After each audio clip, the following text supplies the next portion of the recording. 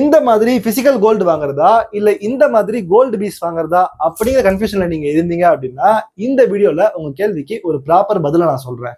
முதல்ல நம்ம தங்கத்தை நேர்ல வாங்குறோம் அப்படின்னா டைரக்டா கடைக்கு போறோம். எந்த கடைங்கிறத ஜிஆர்டி லலிதாங்கிற மாதிரி ஏகப்பட்ட கடை இருக்கு. நம்ம ஒன்று சூஸ் பண்ணி அந்த கடையில போயிட்டு என்ன டிசைன் வேணுமோ அதை செலக்ட் பண்ணுவோம். அதுக்கப்புறமா அந்த நகையை போய் வாங்குவோம்.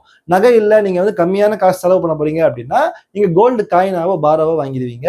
ஸோ அதை போய் பில்லு போடும்போது பாத்தீங்க அப்படின்னா உங்களுக்கு செய்கூலி சேதாரம்னு சொல்லிட்டு நிறைய காசு பிடிச்சிட்டு தான் இந்த நகையவே நீங்க வாங்க முடியும். ஸோ நார்மல் ரேட்ல ஒரு 5லேருந்து 8-10% வரைக்குமே நார்மலா உங்களோட ரேட்டோட அதிகமாக கொடுத்து தான் நீங்க இந்த கோல்டை வாங்கிட்டு இருப்பீங்க. பட் அதே நீங்க கோல்டு பீஸா வாங்கலாம் அப்படின்னு நினைச்சு வந்தீங்கன்னா இங்கிறத சேம் ப்ராசஸ் தான். நீங்க இங்க எந்த கோல்டு பீஸோட பிராண்டை வாங்கலாம், நிப்பானா டாட்டாவா அப்படிங்கறத தேடி கண்டுபிடிச்சிட்டு அந்த பிராண்டுக்கு போயிடுவீங்க. அதுக்கப்புறம் பைன்னு சொன்னீங்க அப்படின்னா இங்கேயும் உங்களுக்கு சார்ஜஸ் ஆகும். நீங்க வந்து வாங்கும்போது புரோக்கரேஜ் இயர்லி கட்டுவீங்க. பட் இதுக்கும் அது பங்கு தானே. ஸோ அப்ப இங்க புரோக்கரேஜ் கொஞ்சம் கட்டுவீங்க, அது பெரிய விஷயம் இல்லை. அதுக்கப்புறமா கோல்டு பீஸ் நீங்க எப்ப விற்கிறீங்களோ அப்ப ₹20 வந்து டிபி சார்ஜஸ் போடுறாங்க இன்னைக்கு டேட்ல. நாளைக்கு ஃபியூச்சர்ல வந்து நீங்க எவ்வளவு ரூபாய் இருக்கோ அதுக்கேற்ற மாதிரி கட்டுவீங்க. பட் மோஸ்டா இந்த 20-30 நம்ம பெருசா கண்டுக்க மாட்டோம். அப்படிங்கிற வகையில இந்த காசு வந்து ரொம்பவே ஒரு ப்ராஃபிட்டபிளான விஷயமா தான் இருக்கு கோல்டு பிசிக்கலா வாங்குறதோட கோல்டு பீஸ்ல. இதை கேட்டு கோல்டு பீஸ்ல எந்த செலவுமே இல்லை அப்படின்னு நினைச்சீங்கன்னா அங்கதான் நீங்க தப்பு பண்றீங்க. கோல்டு பீஸ்ல ஆக்சுவலா செலவு உங்க கண்ணுக்கு தெரியாம நடக்குது. நீங்க இந்த கோல்டு பீஸை வாங்கும்போது அந்த கம்பெனி உங்களுக்காக வேலை செய்யறாங்க இல்லையா, கோல்டை வாங்கி உங்களுக்காக வைக்கிறாங்க, அதை ஸ்டோரேஜ்ல வச்சிருக்காங்க, அதுக்குன்னு கொஞ்சம் காசு செலவாகும். பிளஸ் அங்க இருக்கிற எம்ப்ளாயிஸ் காசு தரணும், அதை ஸ்டாக் மார்க்கெட் ரெஜிஸ்டர் பண்ணி அதை ரன் பண்றதுக்குலாம் ஏகப்பட்ட காசு செலவாகும். இது எல்லாத்தையுமே மைனஸ் பண்ணிட்டு தான் உங்களுடைய எக்ஸ்பென்ஸ் ரேஷியோ அப்படின்னு சொல்லி ஒன்று வரும். அதை மைனஸ் பண்ணிட்டு தான் உங்களுடைய காஸ்டே உங்களுக்கு வரும். ஸோ நீங்க ஒரு ₹100 போடுறீங்க அப்படின்னா ₹110 அந்த கோல்டு பீஸ் போயிருக்கு, எனக்கு ₹10 லாபம்னு நினைச்சீங்கன்னா இல்ல, அது ₹112 போயிருக்க வேண்டியது ₹2 பிடிச்சிட்டு தான் உங்களுக்கு ₹110 அதை கொண்டு போனாங்க காமிச்சிருக்காங்க. உங்க கண்ணுக்கு அந்த ₹112 தெரியாம டைரக்டா ₹110 அப்படிங்கறத காட்டுறதுனால நீங்க வந்து எனக்கு காசு செலவே ஆகலன்னு நினைச்சிட்டு இருக்கீங்க. பட் ஸ்டில் செலவாயிட்டு தான் இருக்கு அப்படிங்கறத நீங்க தெரிஞ்சுக்கோங்க. இந்த செலவு கோல்டு பீஸ்ல மட்டும் தானு பாத்தீங்கன்னா அப்படியும் கிடையாது. நீங்க டைரக்டாவே போயிட்டு கோல்டு வாங்குறீங்கன்னு வச்சுக்கோங்க, கடையில நீங்க இந்த 10% சார்ஜஸ் கொடுத்து வாங்கி வந்ததுக்கு அப்புறமாவும் வீட்டுல இந்த கோல்டை வச்சுக்கிறதுக்கு நமக்கு ஒரு பயம் வந்துட்டே தான் இருக்கும். எப்போ திருட வந்து தூக்கிட்டு போயிடுவானோ, பீரோல இருந்தா சேஃபா இருக்குமோ அப்படிங்கிற டவுட் நிறைய பேருக்கு இருக்கும். ஸோ நிறைய மக்கள் என்ன பண்றாங்கன்னா இப்ப எடுத்துட்டு போயிட்டு பேங்க்ல கொண்டு போய் ஒரு இடத்துல வச்சிருக்காங்க லாக்கர்ல. ஸோ அது சேஃபா இருக்கும்ட்டு. முக்கியமான ஒரு விஷயம் தெரிஞ்சுக்கோங்க, பேங்க் லாக்கருக்கு எந்த ஒரு கேரண்டியும் கிடையாது. பேங்க் உங்க வீட்டுல இருக்கிறதோட சேஃபா இருக்குமானா கண்டிப்பா, ஏன்னா அங்க செக்யூரிட்டி வச்சிருப்பாங்க, கன்னு போட்டு ஒரு ஆள் நின்றுட்டு இருப்பாங்கனால சேஃபா இருக்கும் தான். ஆனா ஒருவேளை அதை தாண்டி நீங்க வச்சிருக்கிற பேங்க்ல கொள்ள அடிக்கிறாங்க அப்படின்னா உங்களுக்கு எந்த வகையான இன்சூரன்ஸும் கிடையாது. நீங்க எவ்வளவு ரூபாய்க்கான கோல்டு அங்க வச்சிருந்தீங்க அப்படிங்கிறது கூட அந்த பேங்க்காரங்களுக்கு தெரியாது, உங்களை பார்த்திருக்க மாட்டாங்க. ஸோ அப்ப அந்த கோல்டு தேடின்னு போனா எனக்கு தெரியாதுன்னு சொல்றாங்க, உங்களுக்கு எந்த சேஃப்டியும் இன்சூரன்ஸும் கிடையாதுங்கிறத தெரிஞ்சுக்கோங்க. இதை தடுக்கிறதுக்கு இன்னொரு பெட்டர் வழி இருக்கு. அது என்ன அப்படின்னு பாத்தீங்கன்னா, இந்த கோத்ரேஜ் மாதிரி நிறைய கம்பெனிஸ் இருக்கு. அவங்க எல்லாம் பாத்தீங்கன்னா குட்டியா லாக்கர் தருவாங்க, இவ்வளவு சைஸ் தான் இருக்கும். ஸோ அந்த சைஸ்ல லாக்கர்ஸ் இருக்கும். ஸோ நீங்க வாங்குற கோல்டு எல்லாத்தையுமே சேர்த்துட்டு அந்த லாக்கருக்குள்ள போடலாம். அதுவே ஸ்டார்டிங் ஒரு ₹5000 போல பிரைஸ் வந்துடும் தான். பட் அதை வாங்கிட்டு நீங்க அதுல கோல்டை போட்டு லாக் பண்ணிட்டீங்க அப்படின்னா அவ்வளவுதான். உங்களால தவிர வேற யாராலையும் அந்த கோல்டு லாக்கரை ஓப்பனே பண்ண முடியாது. பிகாஸ் சும்மா இந்த கல்லை தூக்கி போட்டு உடைக்கிறது, சுத்தியால் அடிச்சுலாம் உடைக்கவே முடியாது. ரொம்ப ஸ்ட்ராங்கா அந்த லாக்கரை பண்ணியிருப்பாங்க. ஸோ நீங்க வீட்லயே வச்சிருக்கீங்க, நிறையவே கோல்டு வச்சிருக்கீங்க, அதனால இவ்வளவு பெரிய டப்பாக்கு அந்த லாக்கர் வைக்க அதை வாங்கி வச்சிருங்க. ஸோ அதை தாண்டி திருடனே வந்தாலும் அந்த லாக்கரை அவங்களால உடைக்க முடியாது. அதை எடுத்துட்டு போயிடலான்னு சொல்லிட்டு அவங்க எடுத்துட்டு போக முடியாது, ஏன்னா ரொம்ப வெயிட்டா இருக்கும். அதையும் தாண்டி அவங்க எடுத்துட்டு போயிட்டாங்க அப்படின்னாலும் பெரிய பிரச்சனை என்னன்னா, அவங்க என்ன ட்ரை பண்ணாலும் அதை உடைக்க முடியலன்னா அது குப்பையில தான் போடணும். ஏன்னா அவங்களால அதை கொண்டு போயிட்டு கடையில போய் அடகு வைக்கவோ விற்கவோ முடியாது, ஏன்னா ஓப்பனே பண்ண முடியாத அளவுக்கு ரொம்ப ஸ்ட்ராங்கா பண்ணியிருப்பாங்க. ஸோ நீங்க பேங்க்லாம் வைக்கிறீங்க அப்படின்னா அதனால இந்த சைஸுக்கு ஒரு குட்டியா லாக்கர் இருக்கும். அதாவது அந்த பேங்க் லாக்கர்ல போற அளவுக்கு லாக்கர் இருக்கும். அந்த லாக்கர்ல உங்களோட கோல்டு காயின்ஸ், இந்த மெட்டல்ஸ், இந்த ஆர்னமெண்ட்ஸ் எல்லாம் உள்ள போட்டு செயின்லாம் வச்சிங்க அப்படின்னா ஆப்வியஸா நீங்க நெக்லஸ் எல்லாம் வாங்கினீங்கன்னா உங்களால அவ்வளவு ஈஸியா உள்ள வைக்க முடியாது. பட் இந்த காயின்ஸ் மாதிரி இன்வெஸ்ட்மெண்ட்டுக்காக வாங்கியிருப்பீங்கல்ல, அதெல்லாத்தையும் வந்துட்டு உங்களோட பேங்க் லாக்கருக்குள்ள நீங்க ஒரு லாக்கர் வச்சுட்டு அதை வச்சு நீங்க உள்ள சேஃபா லாக் பண்ணி வச்சீங்க அப்படின்னா ரொம்ப ரொம்ப சேஃபா இருக்கும். ஏன்னா உங்க பேங்க்ல கொள்ளடிக்க வந்து திருட வந்தாலுமே அங்க எவ்வளவோ கோல்டு இருக்கு, நீங்க வந்து லாக்கர் போட்டு உள்ள வச்சிருப்பீங்க. ஸோ உங்களோட லாக்கரை உட்காந்து உடைக்கிற அளவுக்கு டைம் இருக்காது. அதை தூக்கி போட்டு மற்ற எல்லாத்தையும் எடுத்துன்னு போயிடுவாங்க.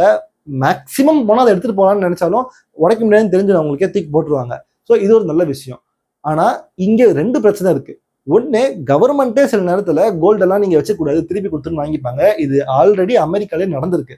ஸோ ஏதாவது ஒரு போர் சூழல்ல கோல்டெல்லாம் நீங்க வச்சுக்கூடாதுன்னு சொன்னாங்கன்னா பேங்க் உடனே ஃப்ரீஸ் பண்ணிடுவாங்க, உங்களால அந்த கோல்டு எடுக்கவே முடியாது. பட் வீட்டில் இருந்துச்சுன்னா அந்த பயம் உங்களுக்கு வேணாம். நீங்க கவர்மெண்ட்டை பார்த்து பயப்படுறதா திருடனை பார்த்து பயப்படுறதா அப்படிங்கிறது உங்க கையில நான் விட்டுறேன். சரி, ஓகே, நீங்க பேங்க்ல வச்சிருக்கீங்க அப்படின்னா அங்க பெரிய அநியாயத்தை ஒரு பேங்க்காரன் பண்ணிட்டு இருப்பான். என்னன்னு பாத்தீங்கன்னா, நீங்க கோல்டு லாக்கர் வச்சுக்கோங்க, 2000 ரூபாய் சார்ஜ் அப்படிங்கிறானுங்க. அது கூட கொடுத்துட்டு போயிடலாம், போயிட்டு போட்டோன்ட்டு, சேஃப்டியா இருக்குன்ட்டு. ஆனா அந்த 2000 சார்ஜ் கொடுத்தாலும் பத்தாது, 20,000 ரூபாய்க்கு நீ பிக்சட் டெபாசிட் போடு, அப்பதான் நான் லாக்கர்ல வச்சுப்பேங்க.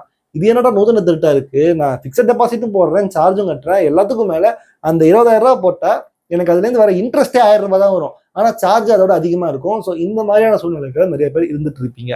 ஆனா ஸ்டில் இதெல்லாத்தையும் தாண்டி நீங்க லாக்கர்ல வைக்கிறீங்க அப்படின்னா பெட்டர் நீங்க 40,000 ரூபாய் 60,000 ரூபாய் கூட வச்சுக்கோங்க. 3-4 பேங்க்ல அட்லீஸ்ட் ஒரு 2 பேங்க்லயாவது நீங்க உங்களுடைய கோல்டை வந்து பிரிச்சு வைக்கலாம். இந்த லாக்கர்ல கொஞ்சம், அந்த லாக்கர்ல கொஞ்சம் அப்படின்னு வச்சீங்கன்னா, ஒருவேளை இந்த மாதிரி ஏதாவது ராபரி நடந்துச்சு அப்படின்னாலும் ஒரு செட் ஆஃப் கோல்டு வந்து சேஃபா இருக்கும். ஸோ இது வந்து ஒரு பெஸ்ட் ஐடியாக்காக சொல்றேன். பட் இது லாபகரமான விஷயமெல்லாம் கண்டிப்பா கிடையவே கிடையாது. ஸோ மாசம் நீங்க அந்த 40,000 ரூபாய் வேற எதுல இன்வெஸ்ட் பண்ணலாம், அங்க நீங்க லூஸ் பண்ணிட்டு இருக்கீங்க. பிளஸ் உங்களுக்கு இது அப்சல்யூட் சேஃப்டியும் கிடையாது, அங்கேயும் உங்களுக்கு ஒரு பிரச்சனை தான் இருக்கு. அண்ட் இதை வாங்கும் போதே நீங்க 10% வரைக்கும் சார்ஜஸும் கட்டிருக்கீங்க. வருஷம் நீங்க பேங்க்குக்கும் லாக்கர் சார்ஜஸ் கட்டிட்டு இருக்கீங்க. எல்லா வகையிலுமே இந்த பிசிக்கல் கோல்டோட அது 1000 ரூபாய் தருதுன்னா 100-200 ரூபாய்க்கு இந்த மாதிரி மாசம் உங்களுக்கு சார்ஜ் வேஸ்டா போயிட்டே இருக்கு. ஸோ இது உங்களுக்கு பிரச்சனையா தான் இருக்கு. கோல்டு பீஸ்ல இந்த பிரச்சனை கண்டிப்பா கிடையவே கிடையாது. ஏன்னு பாத்தீங்கன்னா, நீங்க வாங்க போறீங்க, அது உங்களுடைய டிமெட் அக்கௌண்ட்ல இருக்க போகுது. உங்க அக்கௌண்ட் ஏதோ சைபர் கிரைம்லாம் வச்சு ஹேக் பண்ணி தூக்கிட்டாங்க அப்படின்னாலும் உங்க அக்கௌண்ட்ல இருந்து செல் பண்ணா உங்க பேங்க் அக்கௌண்ட் தான் திருப்பி வரும். ஸோ உங்க காசு உங்க கையை விட்டு போவே போகாது. டெக்னிக்கலா பார்த்தா இது ரொம்பவே அட்வான்டேஜான விஷயம் இந்த கோல்டு பீஸுக்கு. அப்புறம் என்ன, எல்லா எக்ஸ்பென்ஸுமே கோல்டு பீஸ்ல ரொம்ப கம்மியா இருக்கு, இதுதான் பெஸ்ட்னு நினைச்சீங்கன்னா இன்னொரு சிக்கலும் இருக்கு கோல்டு பீஸ்ல. நான் அதையுமே உங்கள்கிட்ட சொல்லிடுறேன். அதுக்கு முன்னாடி நீங்க எந்த வகையில கோல்டு வாங்குறீங்க? கோல்டு பீஸா இதுக்கு முன்னாடி வாங்கினீங்களா? Physical gold வாங்கிருக்கீங்களா? இல்ல இந்த ஆன்லைன் கோல்டுன்னு சொல்லுவாங்கல்ல, இந்த கூகுள் பேலாம் வச்சிருப்பாங்களே, ஜிபே கோல்டு, பேடிஎம் கோல்டுன்னு, அந்த மாதிரி வாங்கிருக்கீங்களா அப்படிங்கிறத கீழே கமெண்ட்ல சொல்லுங்க. உங்களை நான் கண்டிப்பா ரிப்ளை பண்றேன். நம்ம சேனல்ல இந்த மாதிரி நல்ல வீடியோஸ்லாம் வேணும் பார்க்கணும் அப்படின்னு சப்ஸ்கிரைப் இப்பயே பண்ணிக்கோங்க. சரி, வீடியோலயே முக்கியமா கவனிக்க வேண்டிய விஷயம் இதுதான். கோல்டு பீஸை பொறுத்த வரைக்கும் உங்க காசு மொத்தமுமே கோல்டா கன்வெர்ட் பண்ணிலாம் அந்த கம்பெனி வச்சிருக்க மாட்டாங்க. உண்மையா சொல்லணும் அப்படின்னா, நீங்க எந்த கம்பெனி நம்பி வாங்குறீங்களோ அவங்க கோல்டு வாங்குறாங்க நம்பிக்கையில நீங்க வாங்குறீங்க. இப்ப நான் டாடா கோல்டு பீஸ் வாங்குறேன் அப்படின்னா, எனக்கு பதிலா டாடா வந்து கோல்டை வாங்கி அவர் லாக்கர்ல வச்சிருப்பாங்கிற ஒரு குருட்டு நம்பிக்கையில தான் நான் டாடா கோல்டு பீஸை வாங்கிட்டு இருக்கேன். மேபி அவங்க அதை மாதிரி பண்ணாம கூட இருக்கலாம், கோல்டே வாங்காம உங்ககிட்ட இருந்து காசு மட்டும் வாங்கி வச்சிருக்கலாம். ஒரு நாள் இல்லாட்ட ஒரு நாள் இந்த மாதிரி பிரச்சனை வரும்போது அந்த கம்பெனி திவால் வச்சுதான் உங்க கோல்டு பீஸுமே பயங்கரமா அடி வாங்கும். கோல்டு பிரைஸ் மேலே போனாலும் கோல்டு பீஸ் கீழே விடும். ஸோ கம்பெனியை ரொம்பவே பத்திரமா நீங்க சூஸ் பண்ணணும். அதோட அந்த கம்பெனி வந்து ப்ராப்பராகவே கோல்டை வாங்குறாங்க அப்படின்னு நம்ம வச்சுக்கலாம். இங்கேயும் ஒரு பிரச்சனை இருக்கு. என்ன அப்படின்னு பார்த்தீங்கன்னா, கவர்மெண்ட் ஆர்பிஐ மூலமா இப்போ என்ன சொல்லியிருக்காங்க அப்படின்னா, 50% வரைக்கும் நீங்க கோல்டை வந்து ஆக்சுவல் கோல்டு வாங்கினா போதும், பாக்கி 50% வந்து நீங்க ஃபியூச்சர்ஸ் அண்ட் ஆப்ஷன்ஸ் மார்க்கெட்ல வந்து விளையாடுறதுக்கு யூஸ் பண்ணிக்கலாம், அதாவது ட்ரேடிங் பண்ணலாம் அப்படின்னு சொல்றாங்க. லிட்ரலி உங்களுக்கு சிம்பிளா சொல்லணும்னா பெட் அடிக்கலாங்கிற மாதிரி சொல்றான்னு வச்சுக்கலாம். இந்த மாதிரி பெட் அடிக்கிறது அப்படின்னு பார்த்தீங்கன்னா, நீங்க 100 ரூபாய் கோல்டு பீஸ்ல வாங்குறீங்க அப்படின்னா ஒரு 50 ரூபாய் எடுத்து உண்மையிலேயே கோல்டு வாங்கிடுவாங்க அவங்க. ஆனா பாக்கி 50 ரூபாய் இருக்குல்ல, அந்த 50 ரூபாயை வந்து அவங்க பெட்டுக்கு வைக்கலாம். நாளைக்கு வந்து கோல்டு பிரைஸ் ஏற போகுது அப்படின்னு சொல்லிட்டு ஒரு 20 ரூபா பெட்டு, நாளைக்கு கோல்டு பிரைஸ் கீழே விழ போகுது அப்படின்னு சொல்லிட்டு ஒரு 30 ரூபாய்க்கு பெட்டு. ஸோ இந்த மாதிரி பெட்டு வச்சு அவங்க வந்து உங்களுடைய காசை வச்சு விளையாடலாம். ஸோ இப்போ என்ன ஆகும், கோல்டு பிரைஸ் விழுந்துருச்சு அப்படின்னு நஷ்டமாகும். ஸோ உங்களுடைய கோல்டு பீஸ் வந்து ஆக்சுவலாக மைனஸ்ல போயிட்டு இருக்கும், கோல்டு பிரைஸ் மேலே போனாலும். இந்த மாதிரி கூட நடக்கலாம். 50 ரூபாய்னா 50 ரூபாயுமே எல்லா கம்பெனியும் பண்றாங்கன்னு பார்த்தா மோஸ்ட் கேசஸ்ல பண்றது இல்லை. 50% வரைக்கும் அவங்க இடம் கொடுத்துருக்காங்க அப்படின்னாலும் மோஸ்ட் கேஸ்ல 10% வரைக்கும் தான் எல்லா கம்பெனிஸுமே இந்த கோல்டு பீஸ்ல இந்த ஆப்ஷன்ஸ் அண்ட் ஃபியூச்சர்ஸ்ல வச்சிருக்காங்க. ஆனா அதையே இந்த மாதிரிலாம் பண்றாங்க, கோல்டை வாங்கி வைக்க வேண்டியது தானே அப்படின்னு பார்த்தீங்கன்னா அப்படி கிடையாது. அவங்களுக்கு என்ன ப்ராஃபிட், உங்களுக்காக கோல்டை வாங்கி வைக்கிறாங்க, ஸ்டோரேஜ் பண்ணி வைக்கிறாங்க, எக்ஸ்பென்ஸ் ரேஷியோல இருந்து ரொம்ப கம்மியான சார்ஜ் தான் எடுத்துக்கிறாங்க, பெருசாக ப்ராஃபிட் கிடையாது. அதையும் தாண்டி இந்த பிசினஸ்லாம் செயல்படுறதுக்குன்ட்டு சில வழிமுறைகள் இருக்கு. அதுக்கு இந்த மியூச்சுவல் ஃபண்ட் மாதிரி கம்பெனிஸ்லாம் பார்த்தீங்க அப்படின்னா ஃபியூச்சர்ஸ் அண்ட் ஆப்ஷன்ஸ் மார்க்கெட்ல இன்வெஸ்ட் பண்ணி வச்சிருப்பாங்க. ஸோ அது மேலே போனாலும் எனக்கு பிரச்சனை வராம, கீழே விழுந்தாலும் பிரச்சனை வராத மாதிரி தான் அவங்க வச்சிருப்பாங்க. திடீர்னு இப்போ கோல்டு வந்து மொத்தமாக தட்டுப்பாடு ஆகுது அப்படிங்கிறப்ப இவங்க கிட்ட இருக்கிற கோல்டு எல்லாமே வந்து ரொம்ப வேல்யூ அதிகமாயிடும். ஆனால் கோல்டு பிரைஸ்லாம் பயங்கரமா கீழே வந்துருச்சுன்னு வச்சுக்கோங்க, நீங்க கோல்டு பிரைஸ் திருப்பி எடுக்காம போயிட்டீங்கன்னா அந்த கம்பெனி சில நேரங்கள் நஷ்டமாக வாய்ப்பு இருக்கு. நீங்க கோல்டு பிரைஸ் விற்றாலும் விற்கிறனாலும் கோல்டு அவன் திரும்பி எங்க விற்பான். ஸோ அந்த மாதிரி நிறைய பிரச்சனைகள் இருக்கு. இதனால இந்த கம்பெனிஸ்லாம் பார்த்தீங்கன்னா கொஞ்சமா ஒரு பர்சன்டேஜ் வந்து ஒரு இன்சூரன்ஸ் மாதிரி இந்த ஆப்ஷன்ஸ் அண்ட் ஃபியூச்சர்ஸ்ல வச்சுட்டு தான் இருப்பாங்க. நீங்க எந்த கம்பெனியை வந்து சூஸ் பண்றீங்களோ அந்த கம்பெனி எவ்வளவு பர்சன்டேஜ் ஆஃப் கோல்டு பீஸை வந்து ஆப்ஷன்ஸ் அண்ட் ஃபியூச்சர்ஸ்ல வந்து ட்ரேடிங் பண்ண யூஸ் பண்றாங்கிறது தெரிஞ்சுக்கங்க. ஏன்னா அது தெரியாம நீங்க இன்வெஸ்ட் பண்ணீங்க அப்படின்னா கோல்டு பிரைஸ் மேலே போனாலும் நீங்க வாங்கிக்கிற டாடா கோல்டு பீஸோ, நிப்பான் கோல்டு பீஸோ, யூடிஐ கோல்டு பீஸோ அது மட்டும் கீழே வரதுக்கான சான்சஸ் இருக்கு. ஸோ அதை நீங்க பத்திரமா பார்த்துக்கணும். அவ்வளவுதானான்னு பாத்தீங்கன்னா இன்னொரு விஷயம் இங்க இருக்கு. நிறைய பேர் கோல்டு பீஸ்ல ஒன்று ரியலைஸ் பண்ணுவாங்க, கோல்டை வந்து நம்ம எல்லாமே வாங்குவோம் ஈஸியா, அதை விற்கிறதே கிடையாது. ஆனா இந்த கோல்டு பீஸ் வந்து வாங்கிட்டு அப்போ வித்துருவோம், இன்னும் இவ்வளவு பிரைஸ் மேலே போயிடுச்சா நான் விற்கிறேன்னு சொல்லிட்டு வித்துருவோம். ஏன்னா நீங்க கண்ணால அதை பார்க்கல, உணரல, அதனால உங்களுக்கு விற்கிறது கஷ்டமாவே இருக்காது. அதை விற்கும் போது எல்லாரும் என்ன சொல்லுவாங்கன்னா, இந்த பாரு நான் கோல்டு பீஸ்ல வந்து எனக்கு வந்து கேபிட்டல் கெயின்ஸ் டாக்ஸ் ஒன்று பிடிக்கிறாங்க அப்படின்ட்டு. ஆமா, நீங்க ஒரு 10,000 ரூபாய் கோல்டு பீஸ் வாங்கியிருக்கீங்க, அது திடீர்னு ஒரு 15,000 ரூபாய் போயிடுச்சு அப்படின்னா 50% கெயின் உங்களுக்கு வந்திருக்குல்ல. இந்த 50% கெயினுக்கு உங்களுக்கு டாக்ஸ் போடுவாங்க. இப்ப இந்த 5,000 ரூபாய் எக்ஸ்ட்ராவா நீங்க சம்பாதிச்சீங்கல்ல, அந்த 5,000 ரூபாய்க்கு 10லேருந்து 20% வரைக்குமே உங்களுக்கு டாக்ஸா போடுவாங்க.